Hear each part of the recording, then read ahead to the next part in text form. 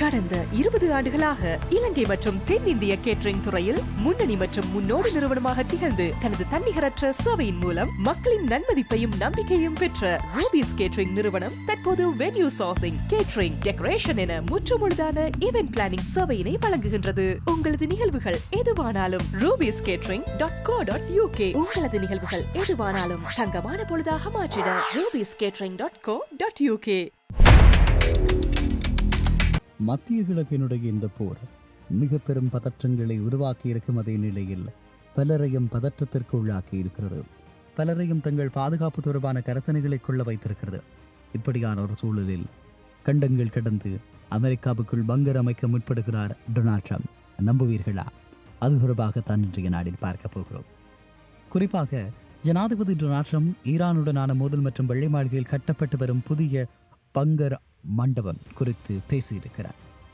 குறிப்பாக ஈரான் மீதான தாக்குதல் மற்றும் பேச்சுவார்த்தை வழமை போலவே ஈரானுடைய கடற்படை மற்றும் விமானப்படை முழுமையாக அழைக்கப்பட்டு விட்டதாக ட்ரம்ப் குறிப்பிடுகிறார்.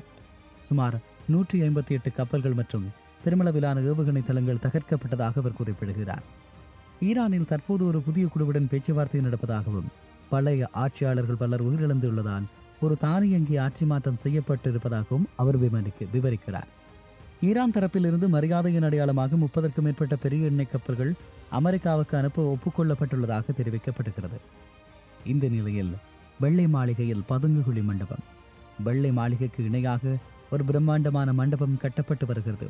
இது புல்லட் ப்ரூஃப் கண்ணாடிகள் மற்றும் ட்ரோன் தாக்குதல்களை தாங்கும் கூரைகளை கொண்டது. குறிப்பாக இந்த மண்டபத்திற்கு இடையில் ஒரு இராணுவம் ஒரு பெரிய ரகசிய வளாகத்தை உருவாக்கி வருகிறது. இது பாதுகாப்பு காரணங்களுக்காக மிக வலிமையாக கட்டப்படுகிறது. இந்த திட்டத்திற்கு அரசாங்க பணம் பயன்படுத்தப்படவில்லை என்றும் ட்ரம்ப் தனது சொந்த பணம் மற்றும் நன்கொடையாளர்களின் நிதியை கொண்டு இதை உருவாக்குவதாகவும் கூறியிருக்கிறார்கள். ஈரானின் உயர்மட்ட தலைவர் அலி கமேனி உயிருடன் இருக்கிறாரா என்ற சந்தேகமே இப்போது ட்ரம்ப் குறிப்பிடுகிறார். அதாவது முஜபா கமேனி என்ன ஆனார், அவர் ஏன் வெளியில் வரவில்லை, இப்படியான கேள்விகளை அவர் முன்வைக்கிறார். ஈரானுடனான 15 அம்ச திட்டத்தில் பெரும்பாலானவற்றிற்கு அவர்கள் சம்மதம் தெரிவித்துள்ளதால் விரைவில் ஒரு உடன்பாடு எட்டப்படலாம் என எதிர்பார்ப்பதாகவும் சொல்லப்படுகிறது. இவை மிகப்பெரிய முன்னுக்கு பின் முரணான கருத்துக்களாக இருக்கிறது.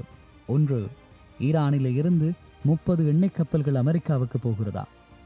அப்படி அமெரிக்காவுக்கு கப்பல்களை அனுப்புகின்ற ஈரான் ஏன் அமெரிக்க தளங்களை தாக்குகிறது? ஏன் யுத்தத்தில் ஈடுபடுகிறது? முதலாவது. இரண்டாவது, ஏன் அவசரமாக ட்ரம்ப் இந்த பதுங்குகுழியை அமைக்கிறார் என்கின்ற ஒரு கேள்வி. எண்ணெய் கப்பல்களை அமெரிக்காவுக்கு அனுப்புகின்ற அளவுக்கு ஈரான் மாறிவிட்டது என்றால் என்ன அச்சநிலை அவசரமான கப்பல்களை தாண்டி அவசரமான இந்த பதுங்குகுழி அமைக்க வேண்டிய தேவையை ஏற்படுத்துகிறது என்ற கேள்வி ஏற்பட்டிருக்கிறது. இப்படியான நிலையில் ஈரானுடைய பரிசு, அதுவும் எண்ணெய் வர்த்தகம், ஈரான் தரப்பு தங்களுக்கு பரிசு வழங்கியதாக ட்ரம்ப் குறிப்பிட்டிருக்கிறார். சுமார் 30 பிரம்மாண்டமான எண்ணெய் கப்பல்கள் ஹார்முஸ் நீரிணை வழியாக அமெரிக்காவுக்கு அனுப்பப்பட உள்ளது. இது ஒரு மரியாதையின் அடையாளமாக வழங்கப்பட்டதாக அவர் குறிப்பிடுகிறார். அதே நேரம் ஈரானின் உயர்மட்ட தலைவர் அலி கமேனி உயிரோடு இருக்கிறாரா என்ற கேள்விக்கு அவர் உயிருடன் இருக்கலாம், ஆனால் தற்போது மிகப்பெரிய சிக்கலில் இருப்பதாகவும் அவரை பற்றி சமீப காலமாக எந்த தகவலும் இல்லை என ட்ரம்ப் தெரிவித்திருக்கிறார். அதே போல புதிய மண்டபத்தின் தொழில்நுட்ப சிறப்பம்சங்கள். இந்த புதிய கட்டிடம் வெறும் அழகிற்கு மட்டும் கட்டப்படவில்லை. இதன் கூரைகள் மற்றும் மேற்கூரைகள் ட்ரோன் ப்ரூஃப் தொழில்நுட்பத்துடன் வடிவமைக்கப்பட்டுள்ளது. இந்த மண்டபத்தின் தூண்கள் கைகளால் செதுக்கப்பட்ட கொரிந்தியன் பாணியிலானவை. இது உலகின் மிகச்சிறந்த மண்டபமாக இருக்கும் என்று நம்புகிறார். அதே நேரம் 15 அம்ச திட்டம். அமெரிக்கா முன்மொழிந்த 15 அம்ச திட்டத்திற்கு ஈரான் இணங்கி வந்துள்ளது. இதில் பெரும்பாலான கோரிக்கைகள் அவர்கள் ஏற்றுக்கொண்டதால் வரும் வாரங்களில் ஒரு முக்கிய ஒப்பந்தம் கையெழுத்தாக வாய்ப்புள்ளது என ட்ரம்ப் நம்பிக்கை தெரிவிக்கிறார். இப்படியான நிலையில் இந்த முழுமையான கட்டுமான பணிக்கு அரசாங்கத்தின் ஒரு பைசா கூட செலவிடப்படவில்லை. ட்ரம்ப் தனது சொந்த பணம் மற்றும் பிற கொடையாளர்களின் நிதியை கொண்டு இது உருவாக்குவதாக குறிப்பிட்டிருக்கிறார். இந்த தகவல்கள் ஈரானுடன் தற்போதைய பதற்றமான சூழலிலும் அமெரிக்காவின் உள்நாட்டு பாதுகாப்பு மற்றும் உட்கட்டமைப்பு மாற்றங்கள் குறித்து விரிவாக விளக்குகிறது என்றும் சொல்லலாம். இப்படியான நிலையில் இந்த தகவல்களை பார்க்கிற போது தொகுத்து பார்க்கலாம். அமெரிக்கா மற்றும் ஈரான் இடையிலான உறவு ஒரு பாரிய இராணுவ மற்றும் அரசியல் மாற்றம் ஏற்பட்டுள்ளதை உணர முடிகிறது. இதன் முக்கியத்துவத்தை பின்வரும் புள்ளிகளில் சுருக்கமாக காணலாம். ட்ரம்ப் மேலாதிக்கம், அதாவது இராணுவ மேலாதிக்கம் மற்றும் புதிய வியூகம். டொனால்ட் ட்ரம்ப் தனது உரையில் ஈரானின் கடற்படை மற்றும் விமானப்படை முற்றாக அளிக்கப்பட்டதாக குறிப்பிடுவது அந்த பிராந்தியத்தில் அமெரிக்காவின் இராணுவ பலம் உச்சகட்டத்தை எட்டியுள்ளதை காட்டுகிறது. குறிப்பாக 158 கப்பல்கள் அளிக்கப்பட்டதாக அவர் கூறுகிறார். தகவல் ஈரானின் தற்காப்பு அரண் சிதைந்துள்ளதையே குறிக்கிறது. அதேவேளை ஈரானில் ஏற்பட்டுள்ள தானியங்கி ஆட்சி மாற்றம் என்பது பழைய தலைமைகளின் செயலிழந்த நிலையில் புதியதொரு குழுவுடன் அமெரிக்கா பேச்சுவார்த்தை நடத்தும் நிலைப்பாட்டுக்கு தள்ளப்பட்டுள்ளதை வெளிப்படுத்துகிறது. இந்த நிலையில் ஈரான் தரப்பிலிருந்து சுமார் 30 பிரம்மாண்டமான எண்ணெய் கப்பல்கள் அமெரிக்காவுக்கு பரிசாக வழங்கப்பட்டுள்ளதாக கூறப்படுகிறது. ஒரு பலவீனமான நிலையிலிருந்து ஈரான் சமாதானத்தை விரும்புவதை காட்டுகிறது. 15 அம்ச திட்டத்திற்கு அவர்கள் இணங்கியிருப்பது நீண்ட காலமாக நீடித்து வந்த அணுசக்தி மற்றும் பிராந்திய மோதல்களுக்கு ஒரு தற்காலிகமாக அல்லது நிரந்தர தீர்வை நோக்கி இரு நாடுகளும் நகர்வதை குறிக்கிறது. குறிப்பாக வெள்ளை மாளிகையில் கட்டப்பட்டு வரும் புதிய மண்டபம் வெறும் ஒரு ஆடம்பர கட்டிடம் மட்டுமல்ல, அது ட்ரோன் தாக்குதல் மற்றும் ஏவுகணை தாக்குதல்களை தாங்கக்கூடிய ஒரு நவீன பதுங்குகுழி என்பது தெளிவாகிறது. போர்க்கால சூழலில் அமெரிக்க ஜனாதிபதியின் பாதுகாப்பை உறுதிப்படுத்துவதோடு அதே நேரத்தில் உலக தலைவர்களை கவரும் வகையிலான கலைநயமிக்க கட்டுமானமாகவும் இது திட்டமிடப்படுகிறது.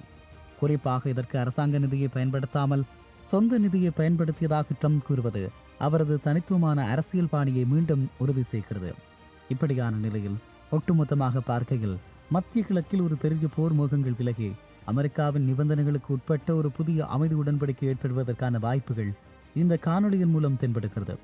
ஈரானின் பழைய தலைமை மறைந்து புதிய நிர்வாகத்துடன் அமெரிக்கா கைகோர்ப்பது உலக அரசியலில் திருப்பு முனையாக கூட அமையலாம் என்றும் சொல்லலாம். அதே நேரம் இன்னும் ஒரு விடயத்தையும் கவனமாக பார்க்க வேண்டும்.